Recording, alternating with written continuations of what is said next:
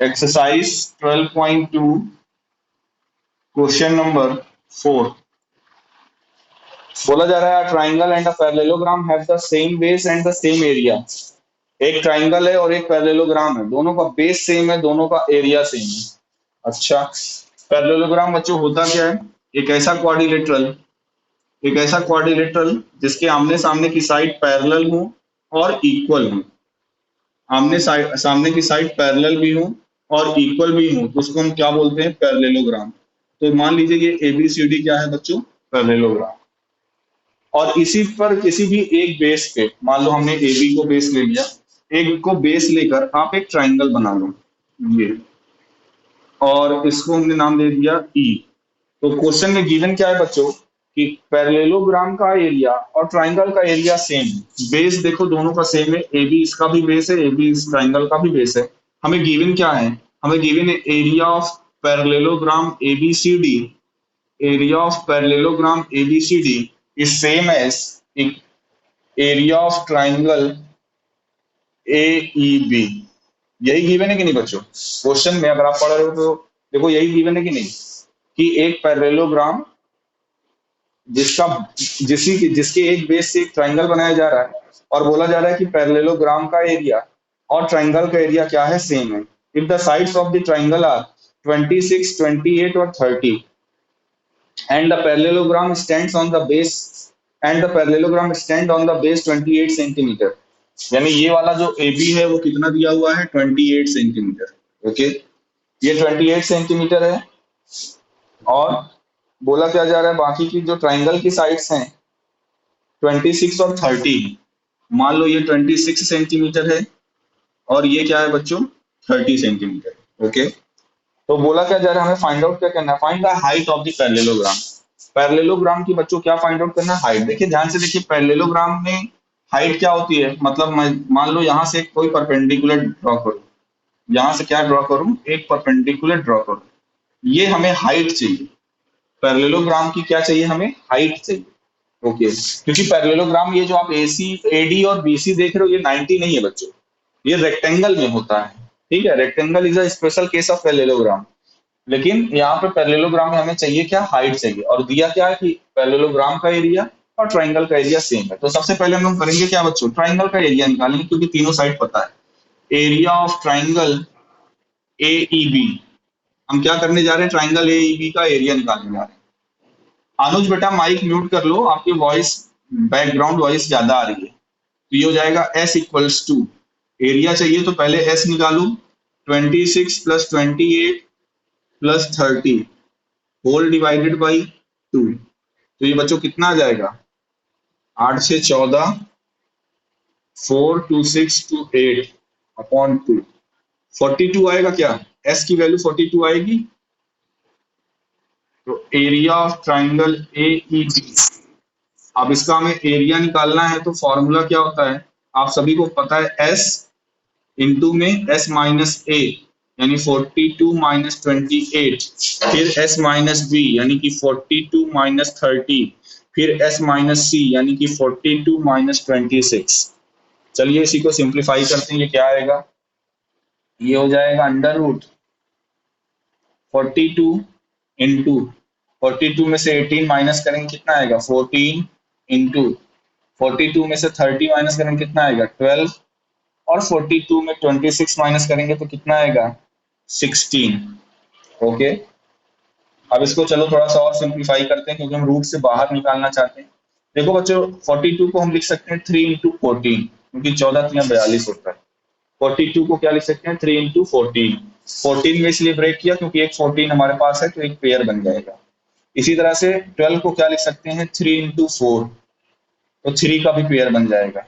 और इधर 16 को क्या लिख सकते हैं? 4 इंटू 4। अब देखिए जो जो नंबर दो दो बार है उसको एक एक बार बाहर ले लीजिए। 14 दो बार है, 3 भी दो बार है, 4 भी दो बार है, और इस 4 का स्क्वायर रूट होगा 2। तो बताइए बाहर क्या क्या आएगा? बाहर आएगा एक 3 आएगा, एक 14 आएगा, एक 4 आएगा। अच्छा, एक 4 बच रहा है। अब ये बताइए अंडर रूट 4 का वैल्यू 2 होती है कि नहीं बच्चों? यानी इस 4 को आप 2 इंटू 2 की तरह देख सकते हो।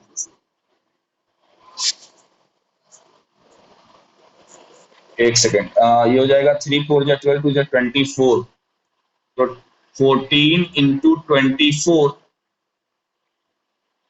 24 4 जा 96, 9 कैरी आया, 24 1 जा 24 प्लस 9, 336 सेंटीमीटर स्क्वायर। तो बच्चों हमने ट्राइंगल का एरिया निकाल लिया। इस ट्राइंगल का एरिया कितना आया? 336 सेंटीमीटर स्क्वायर।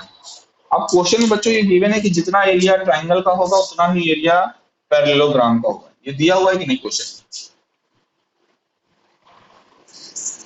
तो बस उसी का यूज करेंगे। यस, तो देखिए, since we know that since we know that area of parallelogram, किसी भी बच्चों पैरेललोग्राम, यहाँ पे वो पैरेललोग्राम एबीसीडी है, तो किसी भी पैरेललोग्राम का जो एरिया का फॉर्मूला होता है वो होता है बच्चों बेस इंटू हाइट। पैरेललोग्राम के एरिया का फॉर्मूला क्या होता है? Base into height. तो यहाँ पे एरिया ऑफ पैरेललोग्राम वही होगा जो ट्राइंगल का आ चुका है, तो नीचे यहाँ पे हम लिखेंगे 336 इक्वल्स टू, बेस हमें पैरेललोग्राम का क्वेश्चन में दिया हुआ है 28 बेस है, हाइट भी हमें नहीं पता निकालना है। तो हाइट कैसे निकलेगी? 336 डिवाइडेड बाई 28। यस, 12 बार में पूरा पूरा कट जाएगा, नहीं एच की वैल्यू हो जाएगी 12 सेंटीमीटर। ये हो जाएगा आपके पैरेललोग्राम की हाइट। आंसर आ जाएगा। कहीं पे किसी को कोई डाउट?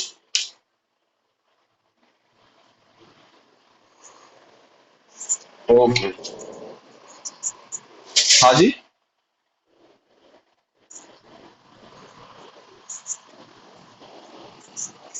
हाँ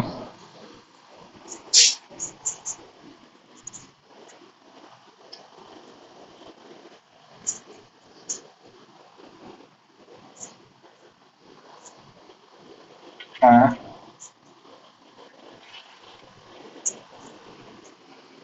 हाँ, वो भी सही है, वो भी सही है। तो क्वेश्चन नंबर 4 हो गया, आगे बढ़ते हैं क्वेश्चन नंबर 5 की ओर। एक लोग अटेंडेंस ले लेना।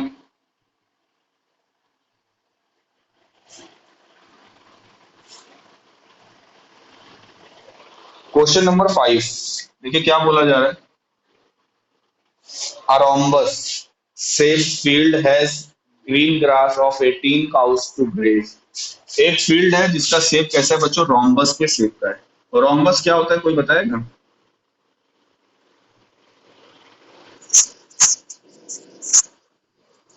यस, रोम्बस उसे कहते हैं।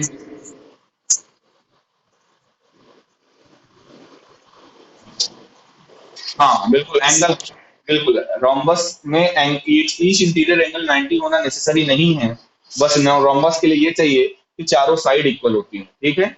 और रोम्बस के डायगोनल हमेशा बच्चों, रोम्बस के जो डायगोनल होते हैं वो परपेंडिकुलरली मीट करते हैं। एक प्रॉपर्टी और होती है क्या? रोम्बस के जो डायगोनल होते हैं वो आपस में,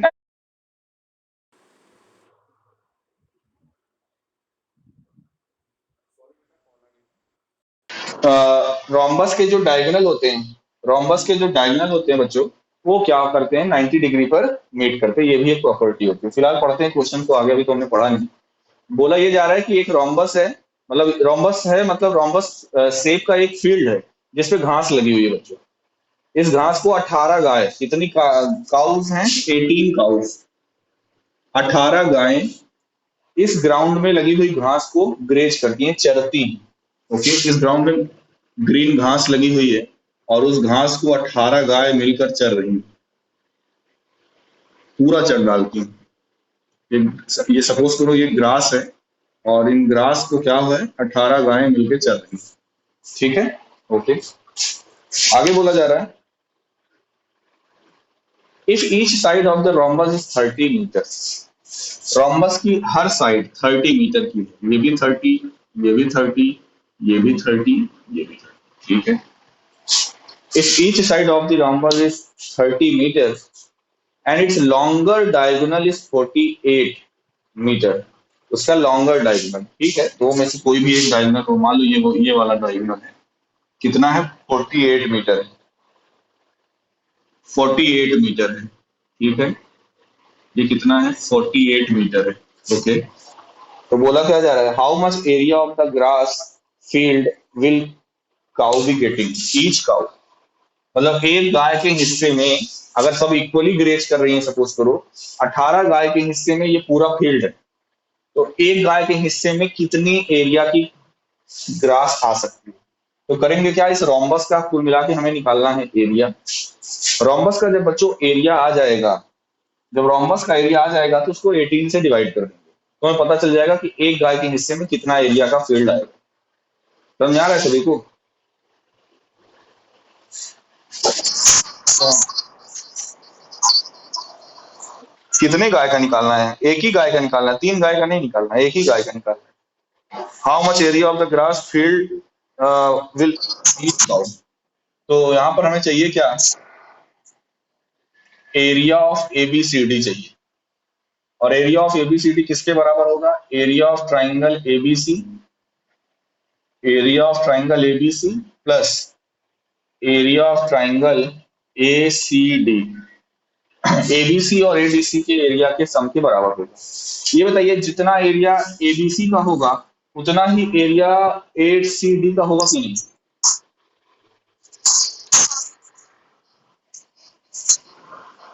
यस, यानी हम ये कह सकते हैं कि area of A B C plus ये area of A C D को हम सेम लिख सकते हैं area of triangle A B C.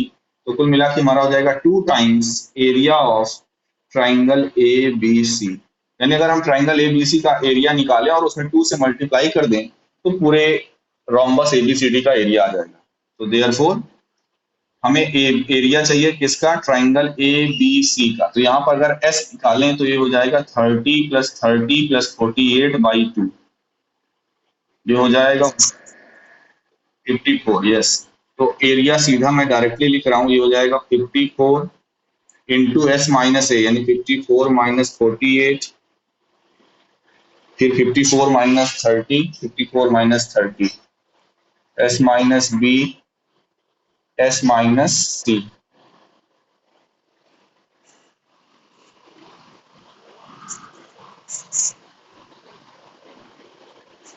24 into 24, बिल्कुल सही बोला आपने।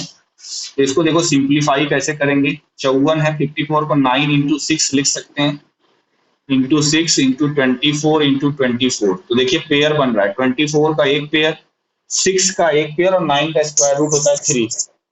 तो 3 इंटू 6 इंटू 24 यानी 18 इंटू 24। बताओ कितना है, 432 मीटर स्क्वायर। चलो 18 चौक 72, 7 आया, 18 दूनी 36, 7 43, बिल्कुल सही। 432 मीटर स्क्वायर आ गया एक ट्राइंगल एबीसी का एरिया। तो पूरे अगर इसमें हम 2 से मल्टीप्लाई करें तो देयरफॉर पैरेललोग्राम नहीं बेटा, बस A B C D equal to 2 into 432 हो जाएगा 864 मीटर स्क्वायर। मेरे ख्याल से यहां तक किसी को कोई प्रॉब्लम नहीं होगी।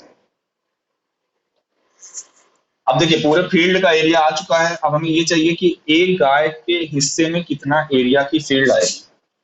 क्या चाहिए था हमें, how much area of grass field each cow be getting. तो area of grass field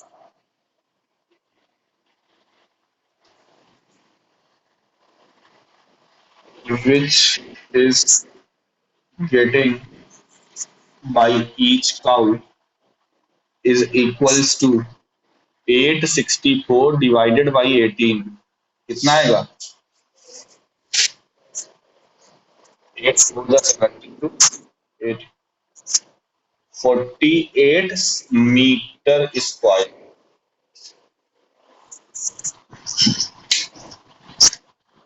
48 metre square एक गाय के हिस्से में एरिया आएगा। क्लियर है सभी को?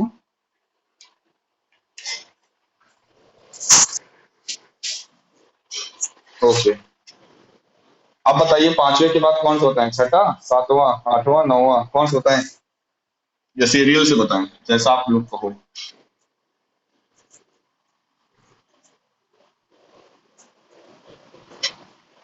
तुम्हारा बैंक तो कंप्लीट है ना, और लोगों का तो नहीं कंप्लीट है। क्यों बच्चों बताइए कौन सा बताएं? 6, 7, 8, 9 बताइए, जो लोग क्लास कर रहे हैं उनमें से ही बताओ कोई। 6, 7, 8, 9 क्वेश्चन नंबर में से कौन सा बताएं? यही 4 क्वेश्चन बचे थे, आपका चैप्टर खत्म।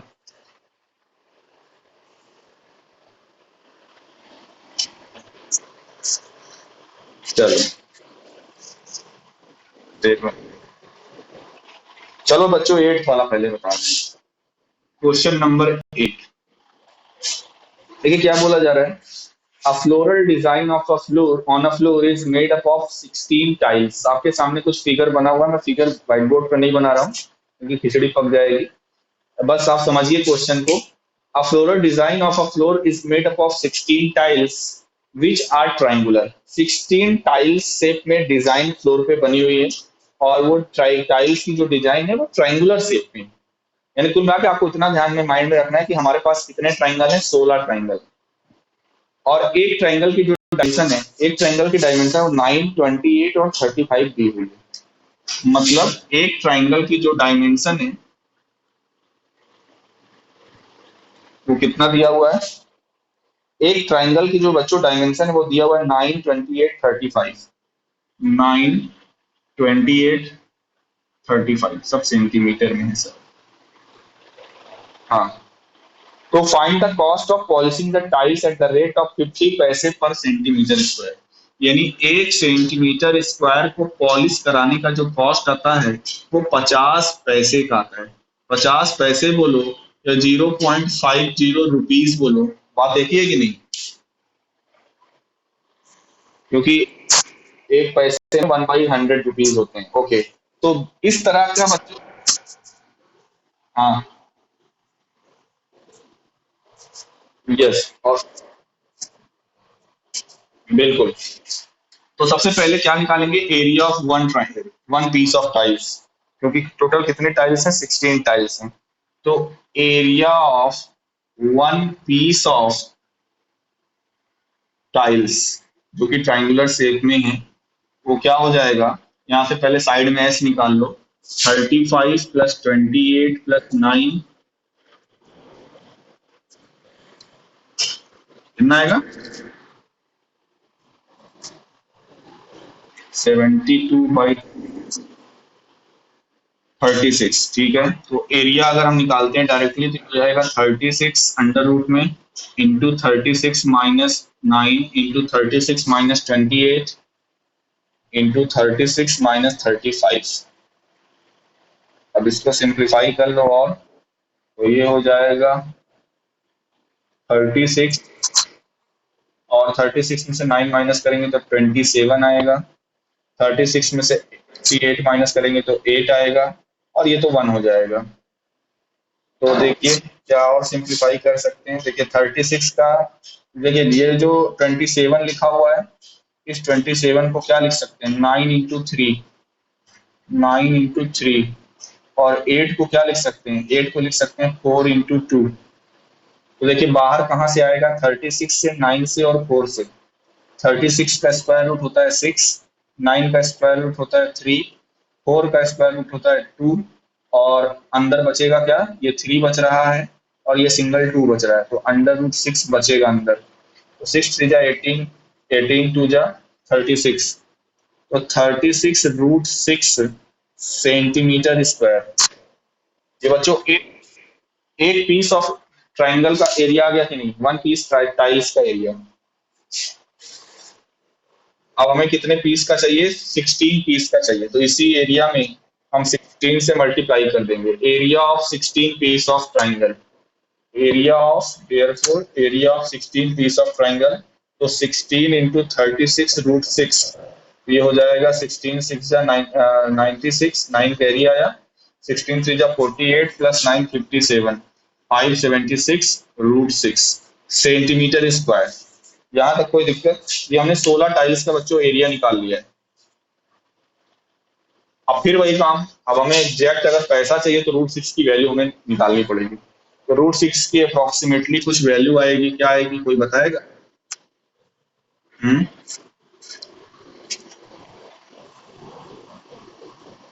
2 पॉइंट। ओके, देखो ये इन्होंने बताया 2.45 इसकी वैल्यू आएगी, और जब इन दोनों को मल्टीप्लाई भी फिर किए होगे तो कितना आया है मल्टीप्लाई करने पर?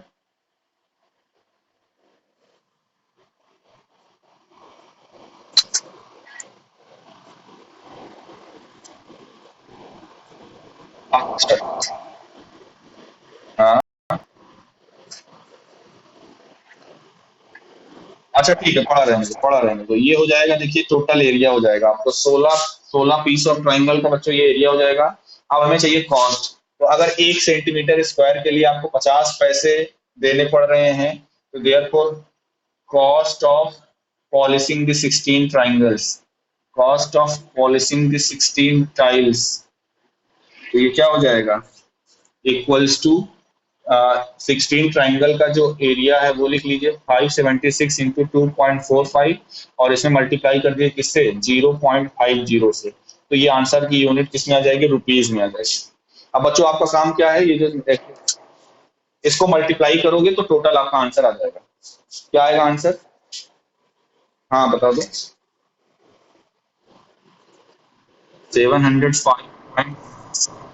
705 या 750? ओके, तो 705 रुपए 60 पैसे टोटल कॉस्ट लगेगा 16 पीस ऑफ टाइल्स को पॉलिशिंग करवाने में। और ये क्वेश्चन नंबर 8 फिर खत्म। आया सभी को समझ में?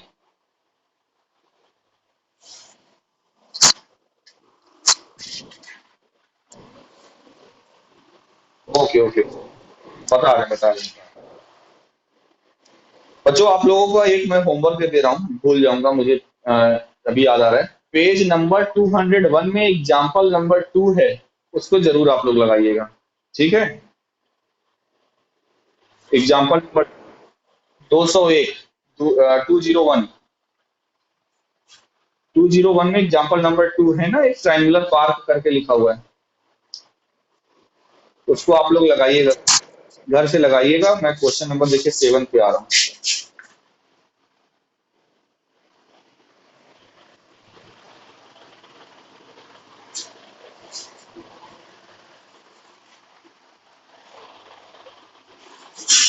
देखिए क्वेश्चन नंबर 7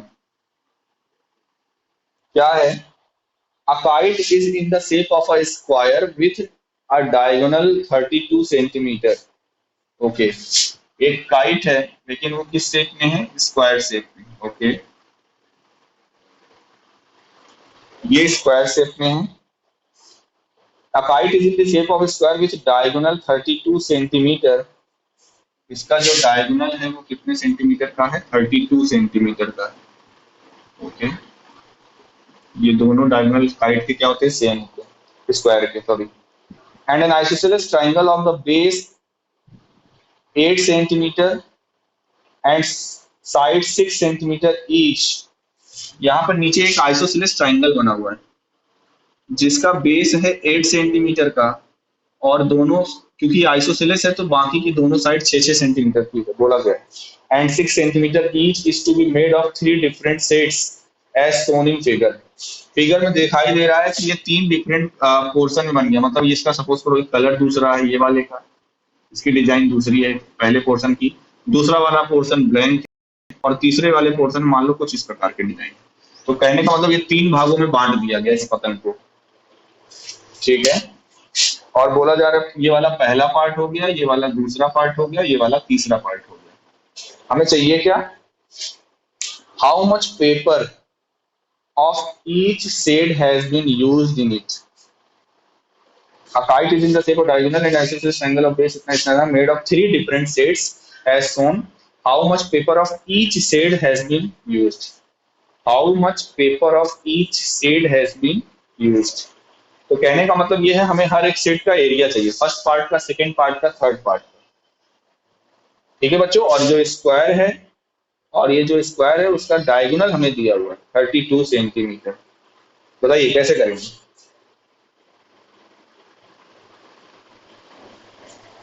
बताओ बताओ। देखिए अगर ये वाला डायगोनल 32 है तो ये वाला भी डायगोनल 32 होगा, क्योंकि स्क्वायर है।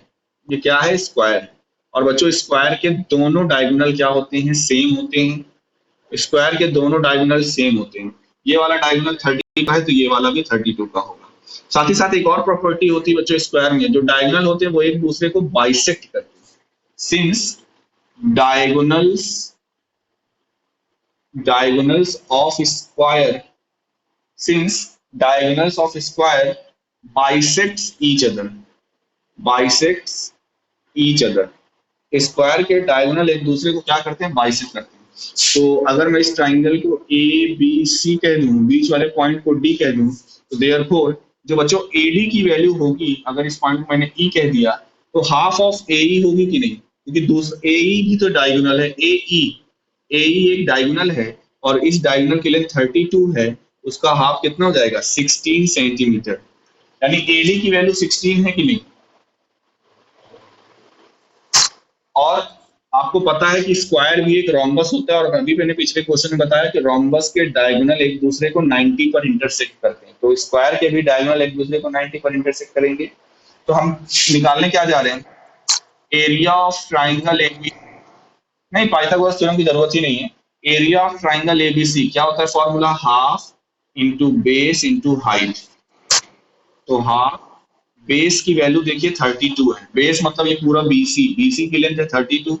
हाइट, हाइट बोले तो एडी, एडी हम निकाल चुके हैं 16, इसको काट लो 2 से तो 16 हो जाएगा, और 16 इंटू 16 होता है 256 सेंटीमीटर स्क्वायर। तो बच्चों फर्स्ट पार्ट का, इस पार्ट का जो एरिया होगा वो 256 सेंटीमीटर स्क्वायर होगा।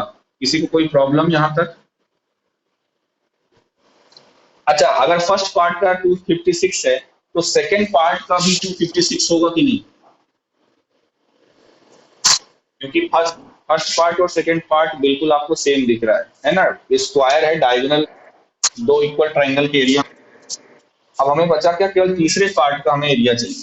तीसरा पार्ट वही नीचे जो ट्राइंगल आइसोसेलेस ट्राइंगल बना हुआ है, हमें उसका एरिया चाहिए बच्चों। नीचे जो आइसोसेलेस ट्राइंगल बना हुआ है हमें उसका एरिया चाहिए। तो ट्राइंगल के एरिया का फॉर्मूला आपको पता ही है, पहले आप एस साइड में निकाल लो। एस क्या होता है, 8 प्लस 6 होल डिवाइडेड बाई 2, 8 6 14, 14 6 20, 10 आएगा ना एफ की वैल्यू। तो area of triangle E F G, area of triangle E F G ये हो जाएगा अंडर रूट एस की जगह पे 10 इंटू 10 - 8 इंटू 10 - 6 इंटू 10 - 6, तो ये हो जाएगा अंडर रूट 10 में से 8 माइनस करेंगे तो 2 आएगा, इंटू 10 में से 6 माइनस करेंगे 4, फिर 10 में से 6 माइनस करेंगे, तो ये बच्चों कितना आ जाएगा, अगर हम देखें 10 को लिख सकते हैं 5 इंटू 2, और ये इंटू 2 लिखा हुआ है, और इसको 4 इंटू 4 ही रहने दो, तो एक 4 का पेयर बन रहा है, एक 2 का पेयर बन रहा है, तो एक 2 बाहर आएगा, एक 4 बाहर आएगा, अंदर अंडर रूट 5 बचेगा, तो ये 8 अंडर रूट 5, ये बच्चों आएगा कि नहीं, 8 under root 5 centimetre square, third वाले पार्ट के लिए। अब अंडर रूट 5 की वैल्यू आप निकाल लो, मैंने बताया हुआ है किसी भी नंबर का स्क्वायर रूट निकालने का तरीका। रूट 5 की वैल्यू कोई निकाला है, अगर निकाला है तो बताओ, नहीं तो फिर मैं निकालू, क्योंकि आंसर में भी इस डेसिमल फॉर्म में आ रहा हो। पहले और दूसरे पार्ट का आंसर होगा 256, तीसरे पार्ट का आंसर होगा 8 रूट 5, लेकिन अगर डेसिमल में चाहिए तो उसके लिए रूट 5 की वैल्यू आपको निकालनी पड़ेगी। निकालें आप? हाँ जी, 17.9, ओके, ये बच्चे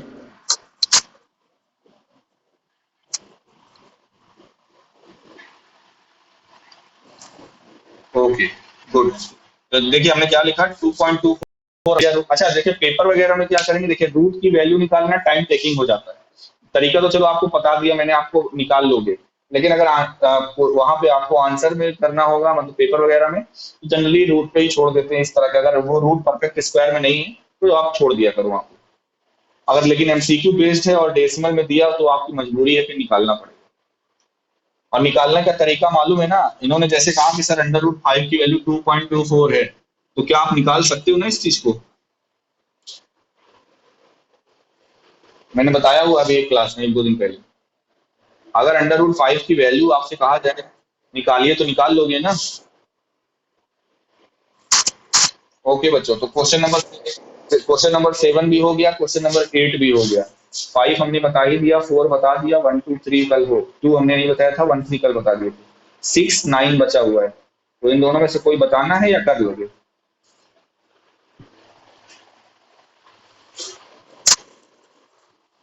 ओके, चलो 5 6 मिनट बचा हुआ है, 9 वाला कर लेते हैं। और कल से फिर नया चैप्टर पढ़ेंगे बच्चों। अगर रेफरेंस वगैरह अगर लगा रहे हो, आरडी शर्मा आरएस, अगर कोई डाउट होगा तो अभी आप रखे रहो। एक आध चैप्टर हम खत्म कर लेते हैं, फिर आपके डाउट्स हम लोग क्लियर करेंगे, ठीक है? जैसे अभी जुलाई में हम लोगों ने 10 15 दिन बीच में दिया हुआ था, तो कि आप इसके रेफरेंस से क्वेश्चन लगाते रहिए, रेफरेंस से हेरोन्स फार्मूला के क्वेश्चन लगाते रहिए।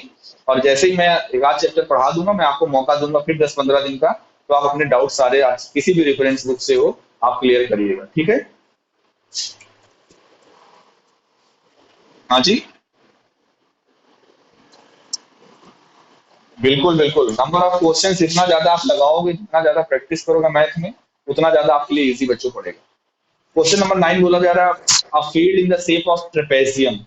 ये वही है जैसे कल हमने एक एरोप्लेन वाला किया था, जिसमें ट्रेपेजियम पार्ट का हमने एरिया निकाला था, बट वहां से थोड़ी सी सिचुएशन डिफरेंट है। एक फील्ड है जो कि ट्रेपेजियम के शेप में है, वो पैरेलल साइड है 25 एंड 10। तो ट्रेपेजियम बनाते हैं। ट्रेपेजियम कहते हैं किसे, जिसकी दो अपोजिट साइड पैरेलल हो, उसे हम क्या बोलते हैं? ट्रेपेजियम बोलते हैं। एक की साइड 10 है और दूसरी साइड 25 है। सेंटीमीटर है कि मीटर है? मीटर है। ये मान लो 10 मीटर है और ये मान लो 25 मीटर। ठीक है, कोई बात नहीं। बोला क्या जा रहा, the non parallel sides are 14 and 13 metre. मान लो ये 14 मीटर की साइड है और ये 13 मीटर की साइड है, ये दोनों नॉन पैरेलल है।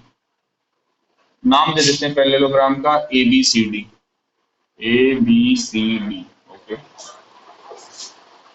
द नॉन पैरेलल साइड है ना, find the area of the field. तो एरिया ऑफ ट्रैप, किसी भी ट्रैप का area, area of ABCD। Trapezium का बच्चों जो एरिया का फॉर्मूला होता है, half into sum of parallel side, यानी B1 + B2, कल मैंने लिखा भी था, और इंटू हाइट। हाइट का मतलब क्या, यहाँ से अगर हम परपेंडिकुलर डालें, चाहे C से डालो चाहे D से, ये हाइट H, और यहाँ पे मान लो पॉइंट दे दिया E। तो इसकी हाइट हमें, यानी परपेंडिकुलर हाइट पता होनी चाहिए, यानी H। और B1 + B2 तो यहाँ पे पता है, देखिए यहाँ पे B1 की वैल्यू 25 है। क्या होता है ट्रेपेजियम का एरिया का formula, half into sum of parallel side into height. तो सम ऑफ पैरेलल साइड 25 + 10, ये हो जाएगा 35 इंटू एच। तो कुल मिला के क्या हो जाएगा बच्चों, 35/2 इंटू एच। अभी इसको इक्वेशन नंबर 1 मानकर छोड़ दो। अब हमारा मेन काम क्या है बच्चों, एच की वैल्यू निकालना।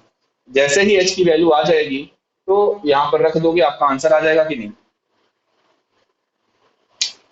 तो चलिए एच की वैल्यू निकालते हैं। हाँ, तो एच की वैल्यू निकालने के लिए क्या करेंगे, एक कंस्ट्रक्शन करेंगे। याद करिए कल भी हमने कंस्ट्रक्शन किया था। हम सी से बच्चों एक लाइन ड्रॉ कर रहे हैं, सी से एक लाइन ड्रॉ कर रहे हैं, इसके पैरेलल ड्रॉ करेंगे, हम डीए के पैरेलल ड्रॉ करेंगे, और इसको नाम दे रहे हैं CF। हम क्या लिख रहे हैं, draw draw CF parallel to DA. DA के पैरेलल हमने एक CF ड्रॉ किया। अब जब पैरेलल किया तो आपका ये बन जाएगा AFCD एक parallel, this will implies that AFCD ये क्या बन जाएगा, एक पैरेललोग्राम बन जाएगा बच्चों। AFCD क्या बन जाएगा, पैरेललोग्राम बन जाएगा, ओके। अब जरा ये ध्यान से देखिए, ये 10 है, तो AF की वैल्यू भी 10 होगी कि नहीं, क्योंकि CD 10 है। अगर CD 10 है तो AF भी 10 होगी, है ना? और अगर ये 14 है बच्चों, तो ये जो साइड CF है वो भी 14 हो जाएगा। अच्छा, ये बताइए अगर ये 10 है, पूरा 25 है, तो मैं पूछूं बी से लेकर एफ तक की डिस्टेंस कितनी होगी, BF। बी से लेकर एक एफ तक की डिस्टेंस 15 मीटर। तो देखिए जो आपके पास ये ट्राइंगल है, कौन सा ट्राइंगल, BFC। ट्राइंगल BFC का मैं एरिया निकालना चाहता हूँ। एरिया निकालिए। एरिया होता क्या है, area of triangle BFC equals to under root S S minus A S minus B S minus C. तो अगर यहाँ पे मैं कहूँ आप एस निकालिए, तो एस बच्चों क्या होगा, 13 + 15 + 14 डिवाइडेड बाई 2। तो ये कितना आ जाएगा, 15 13 28, 28 14 21 आएगा। Very good. तो ये हो जाएगा अंडर रूट एस माइनस ए, यानी कि 21 माइनस 13, 21 माइनस 15 और 21 माइनस 14। तो ये क्या हो जाएगा, 21 इंटू 21 में से 13 माइनस करोगे तो 8 आएगा, इंटू ये 6 आएगा, इंटू ये 7 आएगा बच्चों। इसको क्या लिखेंगे, सिंप्लीफाई कर दीजिए। तो 21 को लिख सकते हैं 7 3 जा 21, 8 को लिख सकते हैं 4 2 जा 8, और 6 को लिख सकते हैं 2 इंटू 3, और ये 7 ही रहेगा। तो देखिए सभी का पेयर बन जाएगा, ये 2 का बना, ये 3 का बना, ये 7 का बना, और इस 4 का स्क्वायर रूट 2 होता है।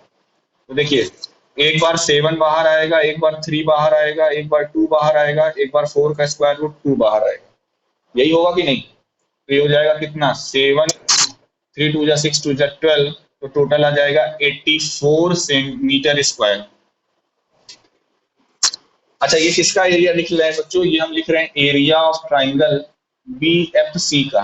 अगर मैं यहाँ पे सीधा ये भी लिख दूं हाफ इंटू बेस यानी कि 15 इंटू हाइट, तो कोई प्रॉब्लम, क्योंकि ये भी तो एरिया का फॉर्मूला होता है। तो जो ये एरिया होगा वही ये, यानी ये जो बच्चों वैल्यू है 15/2 इंटू एच, ये 84 के बराबर होगी। तो आप क्या करिए, एच की वैल्यू यहाँ से निकालिए, तो एच इक्वल्स टू 2 इधर मल्टीप्लाई हो जाएगा, आएगा 168/15 मीटर।